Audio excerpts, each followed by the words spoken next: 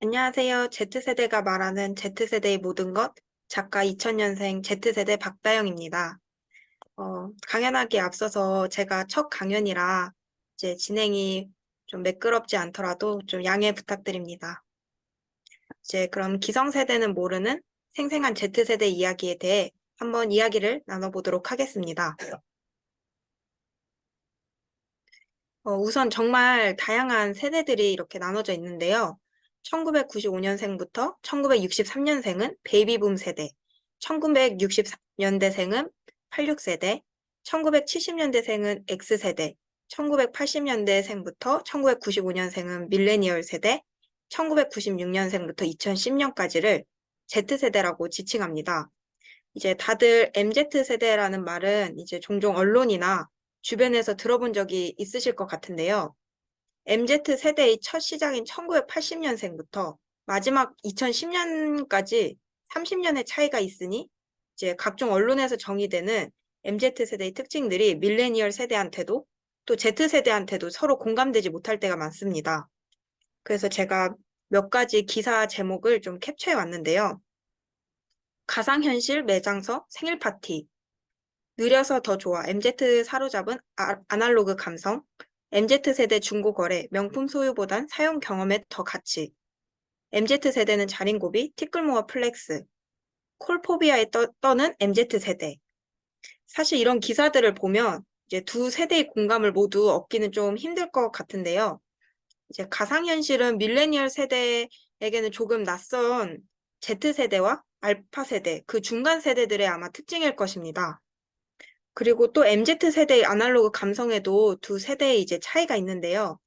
밀레니얼 세대에게는 이제 추억을 회상할 수 있는 감성이라면 Z세대에게는 그들이 경험해온 기존의 것과는 좀 색다른 매력에서 뉴트로 감성을 경험해보고 싶은 그런 감성의 차이가 있습니다. 이렇게 다른 환경에서 자라온 두 세대를 공통된 특징으로 묶으니 잘못된 오해들로 기성세대와 Z세대들은 서로 이해하지 못해 오해와 갈등이 발생하는 것 같은데요. 이제 지금까지는 대부분의 Z세대가 미성년자인 시기여서 특징이 뚜렷하지 않았지만 이제는 상당한 수가 Z세대가 성인이 되면서 Z세대만의 특징이 나타나게 되었고 이제는 Z세대를 좀 분리해서 알아야 할 때라고 생각합니다. 다음은 Z세대의 SNS 트렌드에 대해서 알아보도록 하겠습니다. 이제 Z세대가 주로 사용하는 SNS는 인스타그램, 블로그, 틱톡 이렇게 세 가지가 있습니다. 인스타그램이 가장 대표적인 SNS로 처음 만난 자리에서도 혹시 인스타 하세요? 라고 물어보면 바로 그 자리에서 마팔을 맺을 수 있습니다. 하지만 그만큼 부계정을 따로 만들어서 이제 본계정과 부계정을 구분하는 것은 필수입니다. 블로그는 글자 수나 사진 수가 제한되어 있는 인스타그램을 대신해서 자유롭게 자신의 일상을 기록하는 용도로 사용합니다. 틱톡은 쇼츠의 유행이 시작된 플랫폼으로 인기 챌린지를 따라하는 자신의 영상을 올려 사람들의 관심을 받아야 하기 때문에 단 몇 초 안에 타인의 관심을 끌어야 합니다. 이제 틱톡은 오프라인으로 아는 사람이 아닌 온라인을 통해 만난 사람들과 관계를 맺어야 한다는 특징이 있습니다. 다음은 인스타그램 부계정의 활용입니다. 이제 앞에 말씀드렸다시피 인스타그램은 처음 본 사람 혹은 자신의 일상을 보여주기 불편한 직장 동료, 상사, 혹은 엄마, 아빠, 교수님 등과 같이 마팔을 맺을 만큼 대표 SNS 플랫폼이 되면서 이제 본 계정과 구분해서 이렇게 부계정을 다양하게 활용하는데요. 지금 여기 왼쪽에 보이는 것이 제 인스타그램 계정들인데 이제 무려 4개가 있습니다. 이제 먼저 첫 번째는 본 계정입니다. 이 본 계정은 공식 계정용으로 친분이 아예 없는 사람과도 이제 마팔을 하고 게시글에 좋아요를 눌러줄 수 있는 계정입니다. 이제 두 번째는 부계정입니다.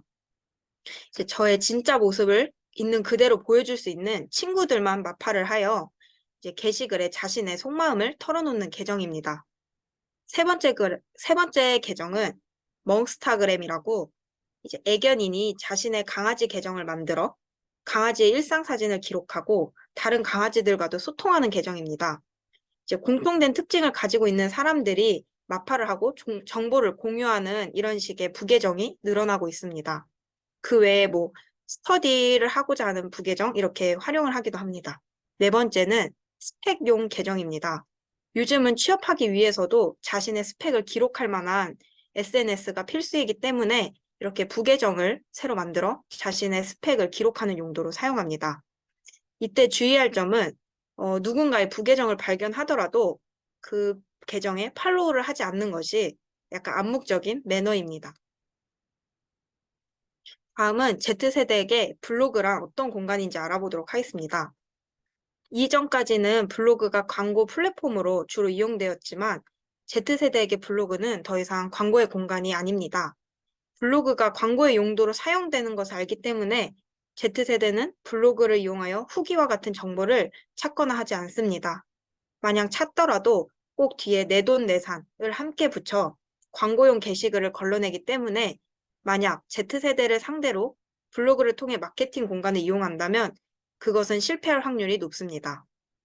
그렇다면 왜 Z세대는 대표 SNS 플랫폼인 인스타그램을 이용하지 않고 이렇게 블로그로 다시 이동을 하게 된 것일까요? Z세대 사이에서 암묵적인 인스타그램 감성을 살려 게시글을 올리기라는 방법이 있습니다. 먼저 자신의 사진 중간중간에 감성 있는 사물 사진을 올리고 게시글은 최대한 간결하고 의미를 함축해서 올려야 합니다. 그렇기 때문에 자신의 일상을 모두 기록하기에는 인스타그램은 적합하지 않습니다. 예를 들어 만약 벚꽃 구경을 갔던 하루를 기록하고 싶더라도 인스타그램에서는 그 글을 봄이 왔나 봄, 벚꽃 나들이 이런 식으로 매우 간결하게 제목을 지어 올리지만 이제 블로그에서는 그날 뭘 먹었는지, 대화 내용은 어떤 게 있었는지 그런 재밌는 에피소드들과 TMI를 남발하여 자신의 일상을 세세히 기록할 수 있다는 장점이 있습니다. 이렇게 블로그의 특징은 Z세대에게 낯설면서도 새롭고 힙하게 느껴지기 때문에 Z세대들이 블로그로 이동하게 된 것입니다. Z세대는 정보를 검색할 때 10번 중 8번은 유튜브를 들어갈 만큼 유튜브는 정보 검색의 대표 플랫폼이 되었습니다. 업무 중 막히는 부분, 공부 집중을 위한 ASMR, 공부 동기부여를 위한 스터디 윗미, 재테크 정보, 온라인 쇼핑 후기, 취업 준비, 자격증 공부, 회사생활 적응 방법 등 설마 이런 정보도 있을까 하는 정보들도 유튜브에는 쏟아 넘쳐납니다. 하지만 만약 요즘 트렌드를 알고 싶다면 인스타그램을 이용하여 검색해야 합니다. 맛집, 감성 카페, 핫플 장소, 코디 트렌드, 유행하는 포즈, 아이템, 쇼츠, 챌린지까지 요즘 유행하는 트렌드를 가장 빨리 접할 수 있는 곳은 인스타그램입니다. 다음은 Z세대의 신조어입니다. 제가 2022년 신조어 테스트에서 몇 가지를 좀 가져와 봤는데 뜻을 아시는 단어들이 보이시나요? 이제 가운데 선을 기준으로 왼쪽은 신조어 테스트에 있는 단어들, 오른쪽은 Z세대가 진짜 사용하는 단어들로 몇 가지를 골라와 봤습니다. 왓네스는 완전 내 스타일, 어쩔 TV는 어쩌라고, 뭐 눈물 보는 누가 물어본 사람, 지읒, 비읒, 지읒, 이읒은 정보 좀요. 이러한 같은 단어들은 신조어 테스트에 나와 있는 단어들이지만 실제로 Z세대가 사용하는 단어는 아닙니다. 이제 제가 인터넷에 돌아다니고 있는 신조어 테스트를 제 친구들 4명과 함께 해봤는데 24개 중 평균적으로 4개에서 10개 정도만 알고 있으며 그중에 실제로 사용하는 단어는 4개 정도에 남짓 불과했습니다.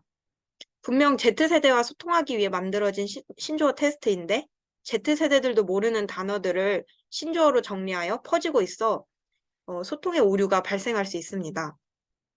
그래서 Z세대들이 진짜 사용하는 신조어들을 몇 가지 알려드리도록 하겠습니다. TMI는 Too Much Information의 약자로 굳이 알려줘도 되지 않을 정보지만 상대방에게 말하고 싶을 때 앞에 붙여서 사용합니다. 예를 들면 이건 제 TMI인데 저는 오늘 저녁에 덮밥을 먹었습니다. 이런 식으로 굳이 중요한 정보는 아니지만 알리고 싶을 때 사용하면 됩니다. 꾸안꾸는 꾸민 듯 안 꾸민 듯이라는 것을 말하는데 자연스러우면서도 과하지 않게 자신을 꾸민 것을 의미합니다. 꾸미고는 싶지만 너무 꾸몄다는 걸 티내고 싶지 않을 때 꾸안꾸 패션 추천해주세요 이런 식으로 사용합니다. 다음은 자만추입니다. 자연스러운 만남 추구의 줄임말로 만약 누군가에게 소개팅을 권했을 때 저는 자만추예요라고 한다면 소개팅과 같은 인위적인 만남을 원하지 않는다는 거절의 의미입니다. 그다음 킹받다는 열받다라는 의미를, 억텐은 억지 텐션을 의미합니다. 억지 텐션이라는 것은 상대방의 말이나 행동에 억지로 재밌는 척 과장된 반응을 보여주는 것입니다. 마지막으로 저매추는 점심 메뉴 추천, 저녁 메뉴 추천이라는 뜻으로 누군가가 이 말을 한다면 그냥 메뉴 하나를 추천해주면 됩니다. 사실 저는 이 신조어를 사용한다고 Z세대와의 소통이 더 편리해지거나 가까워진다고 생각하지 않습니다. 이제 신조어는 그 세대의 분위기와 트렌드 속에서 배워야 가장 잘 사용할 수 있는 것이라 생각하기 때문에 이렇게 인터넷을 통해서 용어를 배워 사용하게 된다면 오히려 소통에 불편함을 주게 됩니다. 이제 저도 가끔 부모님께서 SNS를 통해 Z세대의 신조어를 알아오셔서 저한테 사용하시고는 하는데 이제 오히려 그 문맥이 맞지 않거나 어색한 느낌이 들어 그냥 웃어 넘기는 경우가 많습니다. 그렇기 때문에 저는 이런 Z세대가 사용하는 신조어는 의미 정도만 알고 있는 것을 추천합니다. 다음은 코로나 학번에 대해서 드리도록 하겠습니다. 이제 다들 코로나 학번이라고 들어보셨을지 모르겠지만 코로나 학번이란 코로나가 터진 시기에 대학을 입학한 대학생들을 지칭하는 말입니다. 이제 20학번이 대표적인 코로나 학번인데 제가 딱 20학번 코로나 학번이었습니다. 이제 제 대학 생활은 코로나 이전 학번과는 다르다는 것을 많이 느꼈는데 우선 수능이 끝난 후 겨울방학 동안 설레는 마음으로 새 입학을 준비했지만 동기들의 첫 만남은 단체 카톡방이었습니다. 카톡 프로필을 통해 동기들의 얼굴을 확인하고 서로 만나지도 않았지만 SNS를 통해 대화를 나누고 관계를 이어나갔습니다. 이제 당연히 강의는 비대면으로 진행되었고 비대면 강의가 마치 수험생 시절처럼 인터넷 강의의 연장선 같았지만 좋았던 점은 아침 수업이 있어도 일찍 일어날 필요가 없었고 시간 제약이 자유로웠습니다. 그러다 보니 이제 제 주위에서는 아침 수업 중 캠이 켜진지 모르고 수업을 켜둔 채 자다가 화면이 송출된 경우, 강의를 틀어준 채로 친구들이랑 놀거나 강의를 미뤄뒀다가 시험 기간에 벼락치기를 하는 경우가 허다했습니다. 하지만 반대로 이제 시간 제약이 없다는 장점을 이용해서 그 사이에 편입이나 재수를 준비하고 대외 활동, 자격증 공부 등과 같이 스펙을 동시에 쌓을 시간도 생겨났다는 장점도 있었습니다. 이제 코로나로 2년 동안 비대면 수업을 하다 보니 전공 지식에 자신이 없는 친구들도 많이 생겨났습니다. 2년제 대학인 친구들은 교수님과 동기들 얼굴도 한 번도 보지 못한 채 졸업을 하게 되었고, 제 주위에 실습 활동이 있는 간호학과, 응급구조학과인 친구들은 비대면 수업으로 배운 내용만으로 이제 3학년부터 실습을 나가야 했기 때문에 전공 지식에 자신이 없는 상태였습니다. 이제 이렇게 코로나가 지속되면서 서서히 코로나 학번은 비대면 관계 형성에 익숙해져 갔습니다. 온라인을 통해서 스터디원을 구하고 팀플을 하니 공간과 시간의 제약이 없어 더 이상 만나서 해야 할 이유가 없어졌습니다. 이제 그들은 비대면 관계 형성을 통해 더 다양하고 자유로운 경험을 쌓아 나갔고, 심지어 저는 학교 게시판에서 비대면 미팅, 꽈팅을 진행하니 관심 있는 분은 연락 주세요라는 글도 본 적이 있습니다. 이제 대학 생활의 로망 중 하나가 미팅, 꽈팅이지만 코로나로 인해 불가능해지면서 이런 것마저 온라인으로 진행하는 걸 보면서 신기했던 기억이 있습니다. 이런 비대면 관계 형성이 계속되니 코로나 대인 기피증과 콜포비아라는 말도 생겨났습니다. 비대면에 익숙해지면서 대면으로 사람 만나는 것이 어색해지고 또 불편해지는 것을 의미하는데 이제 저도 1년 동안 화면으로 봤던 교수님께 전화가 왔을 때는 순간적으로 두려운 마음에 받지 못하기도 하였고 또 3학년 때 처음 대면 수업을 했을 때 교수님 얼굴을 실제로 처음 봤는데 한동안 좀 수업이 낯설었던 그런 경험이 있었습니다. 이렇게 대학 생활을 코로나와 비대면으로 함께하여 선후배 동기들을 제대로 보지 못한 채 이렇게 4학년이 되었고 아직도 학교 문화를 제대로 알지 못합니다. 하지만 더 큰일인 것은 그동안 학교 축제나 행사들은 전면 취소가 되었고 또 지금 다시 서서히 행사가 시작되고 있는데 현재 1학년부터 4학년까지 모든 학년이 코로나 시기에 입학한 학번들로 학교 문화를 제대로 아는 학번이 없다는 것입니다. 이렇게 되면 선후배, 동기 간의 끈끈한 학연도 또 계승해 나가던 학교의 전통과 문화도 이어지지 않게 될 가능성이 높습니다.